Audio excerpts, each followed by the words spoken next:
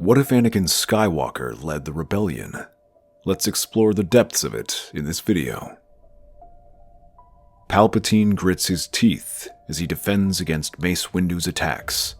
The Jedi Master rushes at him, his purple lightsaber shining in the darkened room and flashing like lightning.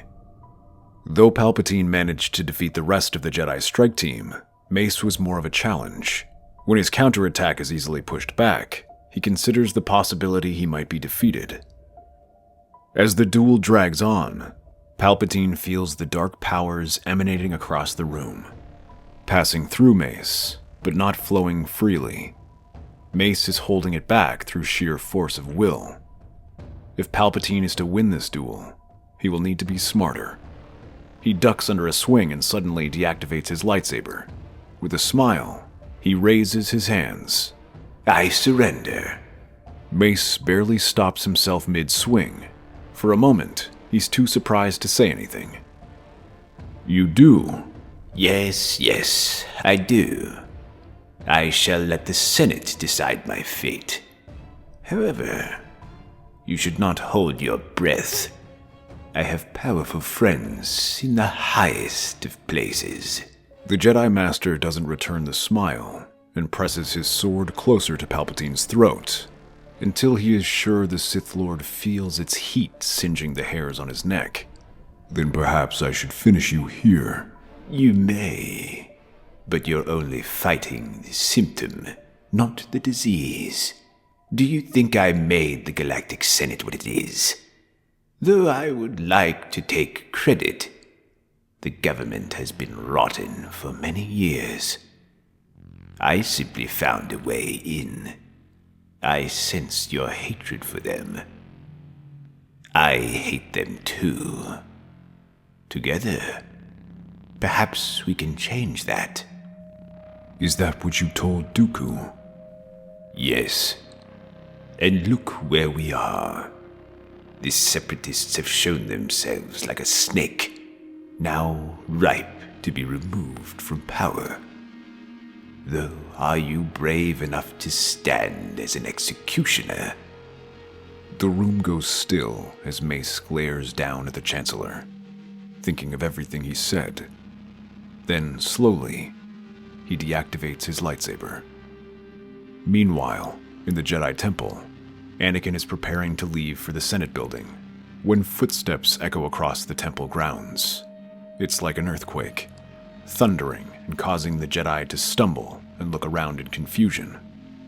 From the temple steps, a sea of white appears, as clones from the Coruscant Guard and 187th Legion begin to appear. Their leader isn't a clone commander, though. Instead, that figure is dressed in the robes of a Jedi, and when he removes his cloak, reveals the stoic features of Mace Windu. "Attention, my brothers and sisters. I come here not as a conqueror, but as a liberator. Today, we end the Clone Wars and the corruption that plagued our republic.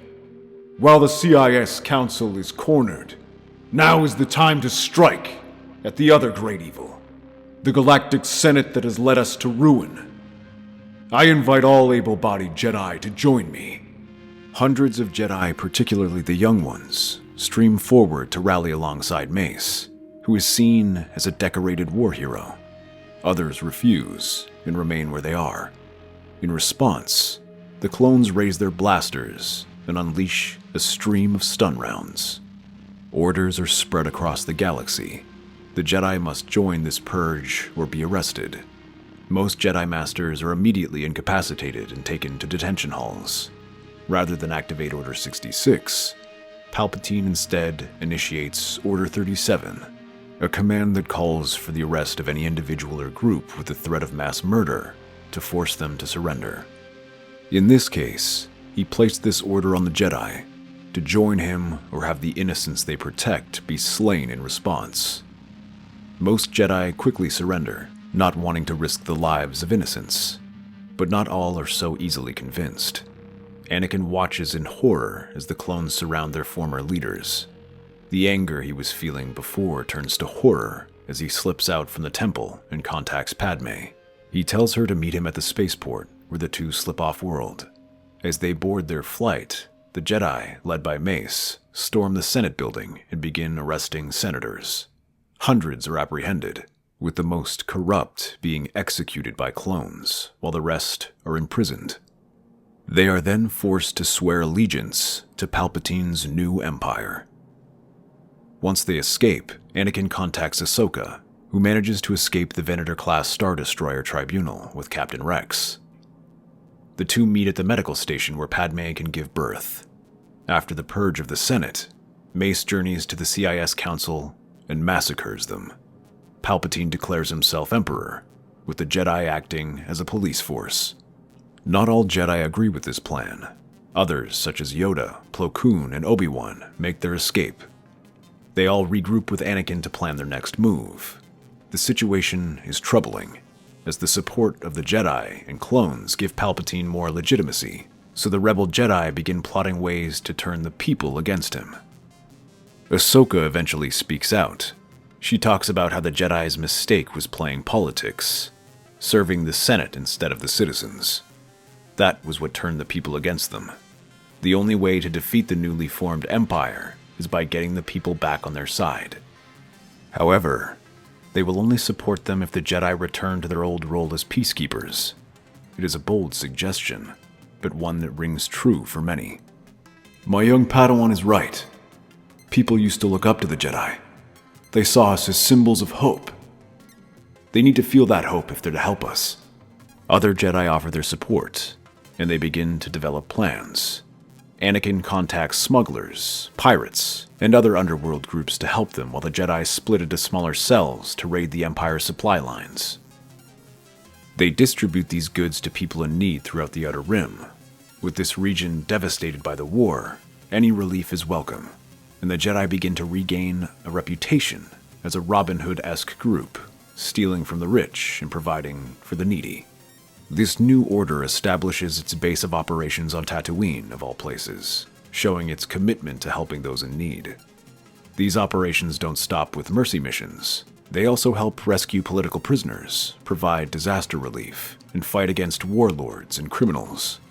Without the Empire or the Senate, the Jedi are a much leaner group, able to operate when and where they are needed, without having to depend on anyone's approval. This includes getting involved in political struggles between warlords, criminals, and Imperial officers. Anakin in particular leads many operations to free slaves and punish criminal groups. Of course, the New Order doesn't entirely escape notice. The Empire sees their activities and gives the clones a standing order to execute all New Order Jedi they find. Despite that, the New Order remains elusive and avoids serious conflict. Although the Empire promises change and reconstruction, it continues to ignore the Outer Rim, instead focusing on consolidating the core worlds. This leaves more groups willing to ally with the Jedi, providing aid, volunteers, and support.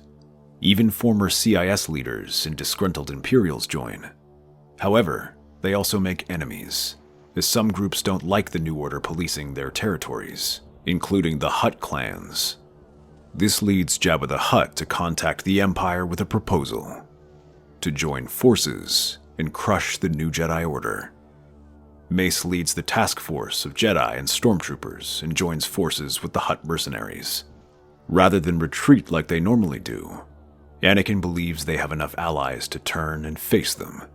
Instead, he stages a trap in Mos Espa.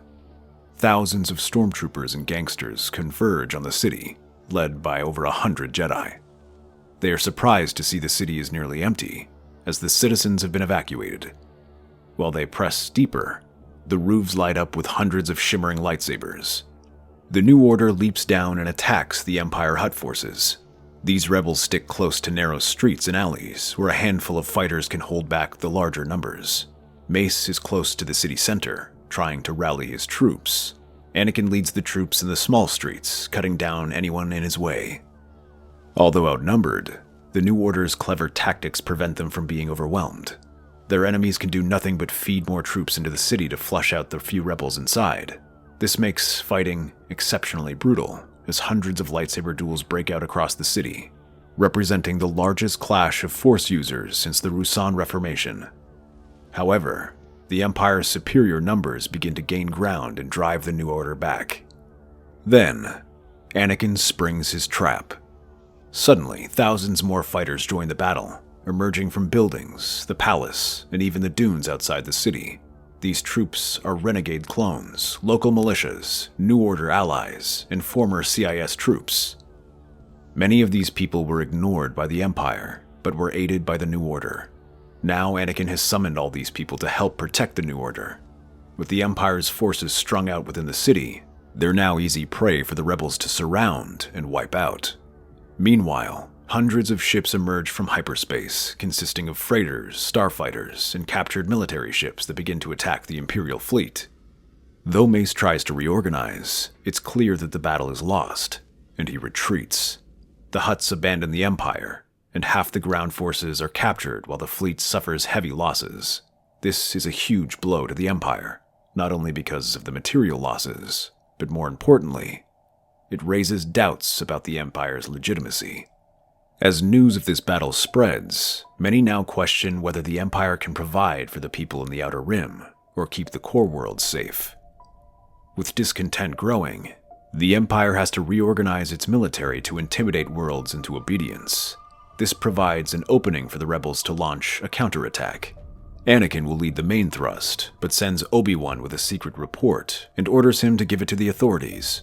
A few weeks later, a large rebel fleet moves to attack Naboo. As Palpatine's homeworld, he cannot afford to let it fall and deploys a fleet to fight them. Mace prepares to join, but feels a shatter point in the Force that calls him towards the Jedi Temple. Taking his most experienced followers, Mace returns to their headquarters to find it under attack. At the top of the steps, Anakin stands with his lightsaber drawn. At his side are Plo Koon and Yoda. Master, I'm home. This is not your home anymore, Skywalker. Not unless you're comfortable in a cell. I'm not, but I'm sure you can tell me about it while you're in there. Mace's Jedi hurry up the steps, but Plo sends a burst of Force judgment that incapacitates the first wave. Yoda then leaps through the smoke, jumping on the Jedi's head, sending them off balance and falling down the steps. The two rush to deal with the rest of the Imperial Jedi. This leaves Mace to face Anakin alone. Snarling, Mace swings low at Anakin's leg, but Anakin leaps over the attack and aims a blow at Mace's head. The Jedi Master whirls aside and the two throw themselves into the fight. Their lightsabers shower the steps with sparks as they cross blades with blinding fury. As they duel, Mace calls upon the dark side to aid him. The world seems to grow dimmer as a great shadow forms around Mace. His attacks grow stronger, and Anakin struggles to hold him back. Seeing his defenses falter, Mace presses the young Jedi, striking at blinding speed until a kick sends Anakin tumbling to the ground. Mace brings his lightsaber down, but a blur steps between them and deflects the attack.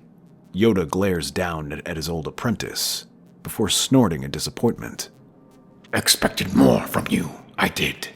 Mace. The two Jedi Masters charge at one another, Yoda leaping nimbly from each attack, while Mace strengthens his defenses as the small Jedi attacks from every direction. Eventually, one strike manages to get through right above the knee. Mace screams as he collapses on the steps of the Jedi Temple. Only cowards are those who deal with the dark side.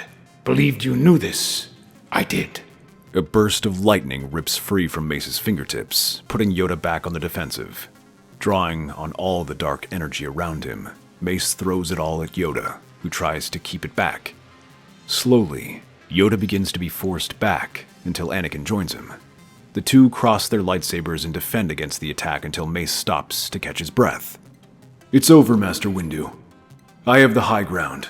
You underestimate my power. As Mace prepares to stand, lightning strikes him from the back.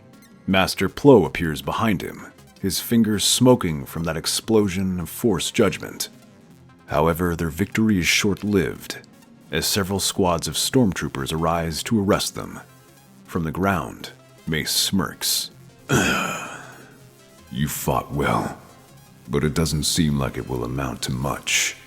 Rather than fire, the clones all stand and salute the new Jedi Order forces. Anakin allows himself to smile. as this was just a distraction for Obi-Wan to sneak into the Senate building along with Padme. Together, the two of them demanded the Senate enact Order 65 and arrest Palpatine. They provided a full report that Anakin wrote, explaining Palpatine's role as a Sith Lord. It seemed like that gamble paid off, as the stormtroopers arrest Mace and Palpatine. The two are locked away to await trial while a new chancellor is elected. Meanwhile, the Jedi work to reconcile their order. Rather than return to the Jedi Temple, most New Order choose to remain on Tatooine, distancing themselves from politics to better help the galaxy. A few, like Yoda, choose to head back to Coruscant to rebuild the temple and to continue to act as liaison. Anakin is among those who stay on Tatooine to help hunt down the renegade Jedi who have gone into hiding. That's our theory. The Star Wars universe is a galaxy filled with exciting stories and possibilities, and we love exploring them. If you want to accompany us on a journey to a galaxy far, far away, then please like, share, and subscribe to our channel.